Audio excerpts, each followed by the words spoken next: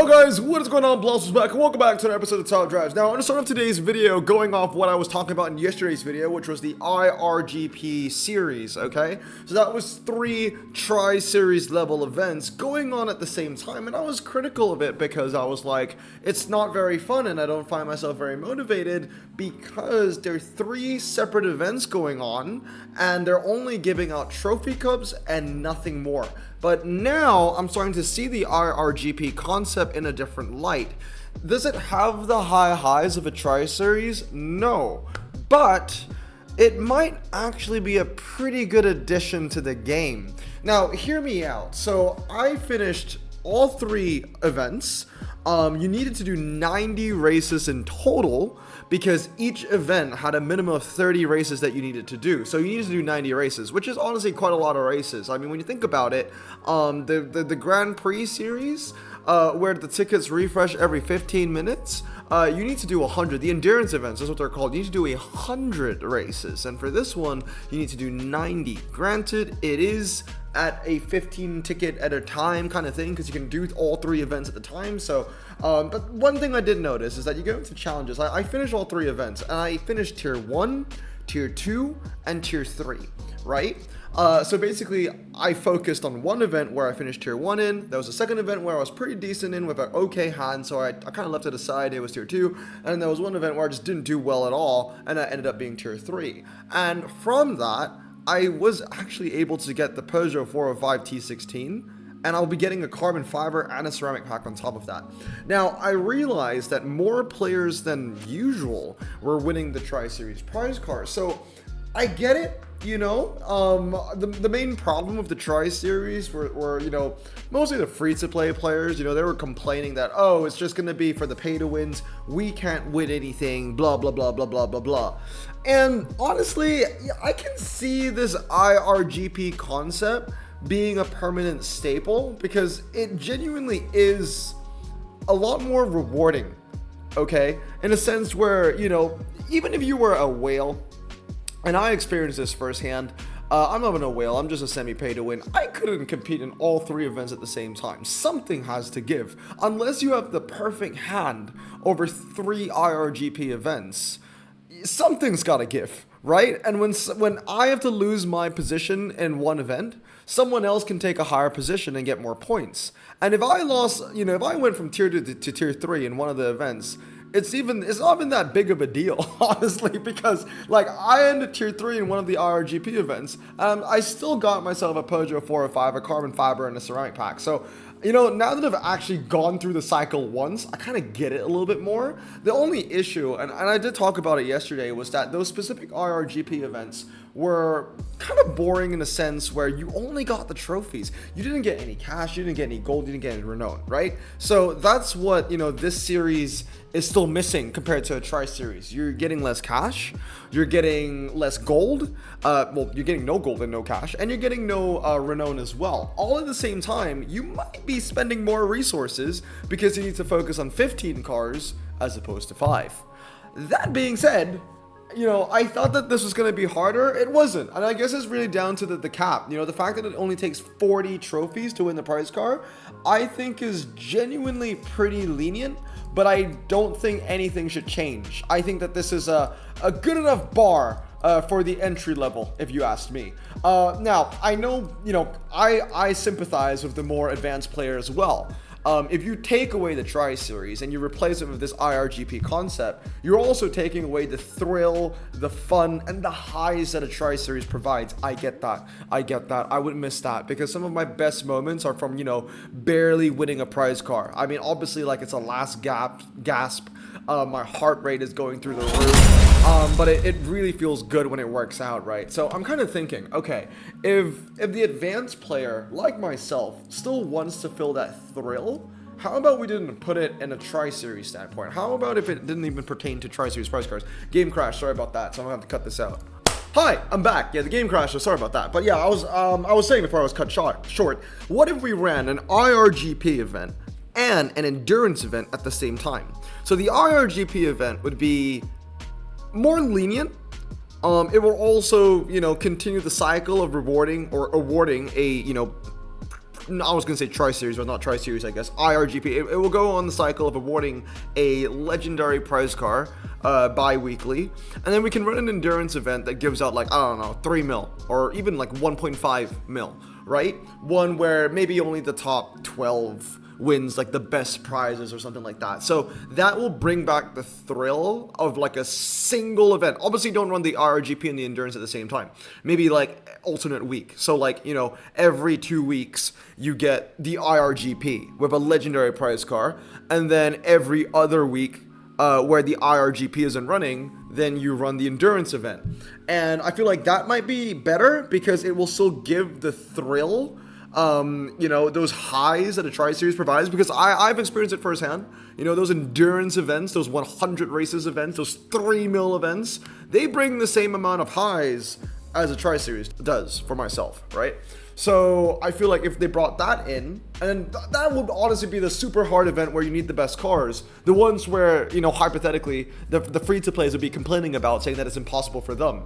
But I do think that there should be an event like that where free-to-plays really feel like they can't do anything about it, because then you get 1.5 or 3 mil instead of a prize car. So I guess in the free-to-play standpoint, or the beginner standpoint, or whoever likes to complain on those Facebook groups, in their mind, they're losing out on 3 mil instead of losing out on a prize card. Does that hurt less for you guys? I don't know, because I don't look at the world from, you know, their eyes. I like to, you know, win, you know, as much as I possibly can. I don't like to complain, but, you know, whatever.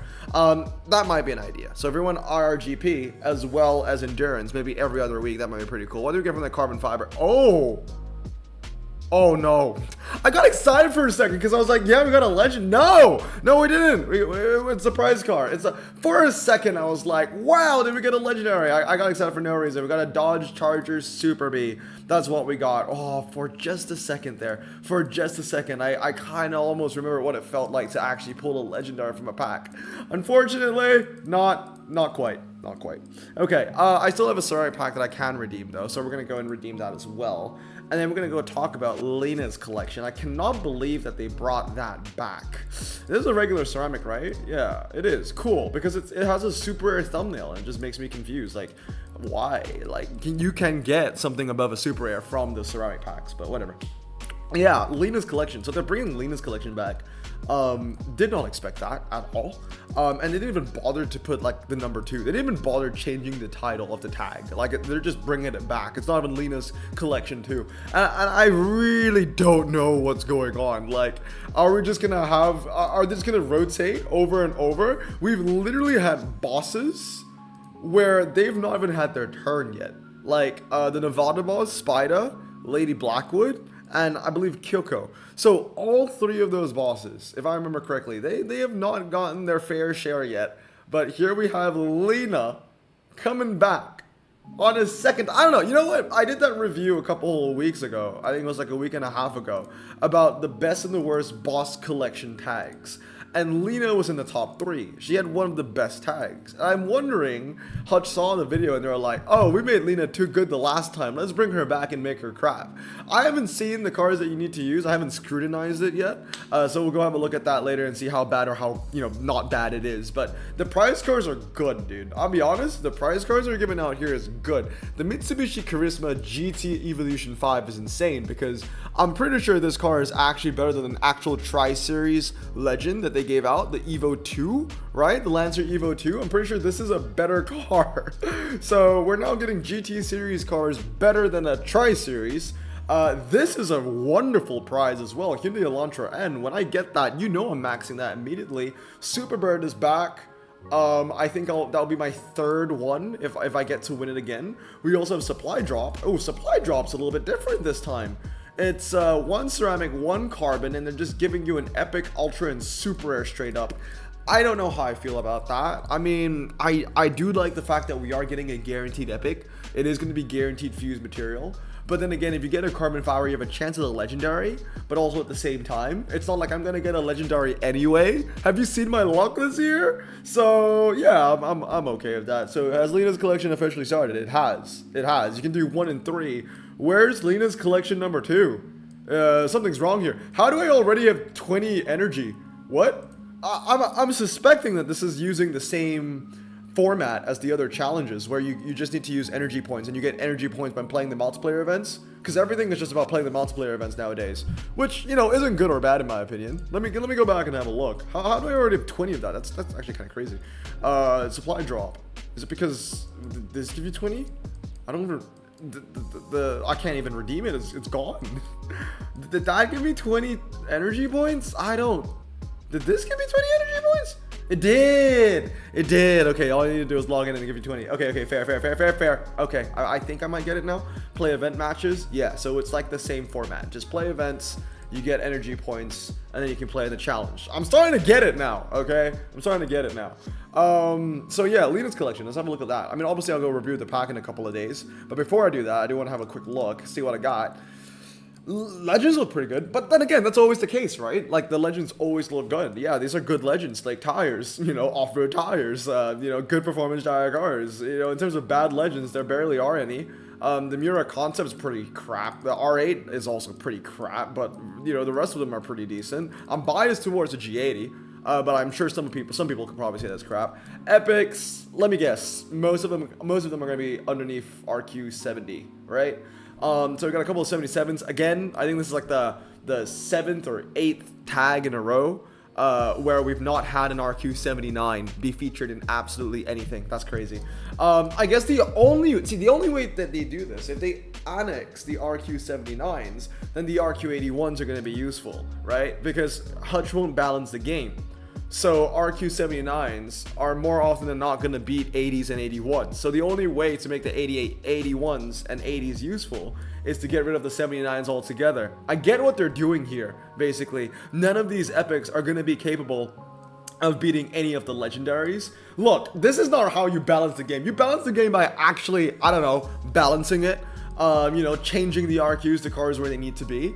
But yeah, most of the cars are RQ60. Yeah, look at that. 69, 68, 67, 67, 67, 67, 66, 66, 65, 65, 65, 65, 65. Oh my goodness. We have 5 RQ65 cars. And 0 RQ79s. We've got 2 RQ66s. We've got 4 RQ67s. I mean, that just, dude, that's so bad. Like, we don't even have a single RQ75, 78, 79, 73, or even 71. But we've got like 5 RQ65s. You know, you really don't understand how bad you know, the car selection is, unless you count it out that way. So hopefully I shed some light that way. But anyway, the legendaries look good as always. That's fine. Can I open the pack? I cannot. I have 500 gold. I can't do that. But I can do some events, because that really is the staple. You know what? It's about, I'm not even gonna be mad about it. It's honestly about time that playing the multiplayer events is gonna be the staple, right? Because multiplayer events didn't seem very rewarding in the past, because, you know, they didn't really do anything. Like, you know, it didn't really help. It didn't bleed into, now multiplayer events, they bleed into the challenge. You know, in order to play the challenge, you must do the multiplayer events. But back then, there wasn't such a barrier, which made multiplayer events less useful, and most people just flocked to clubs. I'm starting to see that with this new concept. What's the last car I'm using, by the way? Bronco. With this new concept where you need to play multiplayer events to join challenges, I find myself going into multiplayer events first before I go into clubs. So that's a good thing, I guess, because usually when I play top drives, I would go in and the first thing I do is play clubs. And like, I would just completely neglect out multiplayer events. And this was, you know, think about it like a couple of years ago when, whatchamacallit, participation tokens weren't even a thing. Like, you didn't need to do a set amount of races. Remember that? So like, you could just play clubs all day, and then just remember when your events ended, then just late join, do like 5 races, and then you probably get a pretty decent position already. So yeah, I think I can see the fact that everything they're doing, everything Hutch is doing to kind of change the game style, is to just honor multiplayer events and making that kind of like more of a core game mode, I guess. But also at the same time, your boy has barely touched clubs in like the last month, which is sad because, you know, even though multiplayer events are more useful now, one thing is for certain, you still make the most amount of cash from clubs. Like, that is just a fact. You just make the most amount of cash from clubs. So that's also one thing. If you have the time to grind, might as well do it. I don't have that time. Two crashes in a day. Come on, man. Okay. I'm back. But anyway, I want to make this a more positive video. And I'm not just making it a more positive video just for the sake of being positive. I genuinely am starting to think that I'm understanding the changes that are happening to top drives. Am I happy that we've not seen a tri-series in over a month? No. At the end of the day, I'm still a huge fan of the tri-series, and I think it would be a huge detriment and a loss to the game if they permanently remove those events. And if they really were going to remove a tri-series, I think a proper send-off is in order, honestly. I don't think the final tri-series ever in top drives, you know, if they're really removing it, which again I'm against, but if they really are removing the tri-series, I really think that they deserve a better final tri-series prize car than some stupid Mitsubishi. Like it's I'm sorry, like the Mitsubishi just isn't great. Like I said, even the freaking Lena's collection prize car, which is also a Mitsubishi, is better than the one that they gave out, right? So where is it? The Lancer, I think it's called Lancer, all cars. I didn't win it. So yeah, RQ90, right? 4.285 as opposed to the one they're giving out in Lena's collection, which is 3.987. So I'm just saying, like, if they're really gonna remove the tri-series, like let it go with its head held high, you know, not with that prize car. I think that's honestly an insult. But yeah, you guys let me know down in the comments below. Are you a fan of the IRGP? I know I asked this question yesterday, but I genuinely felt that my sentiment has changed a little bit around the IRGP. I see why they did it, and I can see why it may work. But yeah, only time will tell. I mean, I would hope that, you know, they would make improvements. Okay. Yeah, like I said, anyway, I hope that they would make improvements. You know, maybe the IRGP can reward some cash and gold and all that kind of stuff. That'd be great as well. But that's it. That's gonna be it for today, man. I'm not rebooting the game for the 3rd time. I don't remember if I've ever recorded a gameplay day and my game has crashed 3 times. So that being said, I hope you guys have a great day. I'm gonna stay safe, wash your hands, and blossom out. Peace.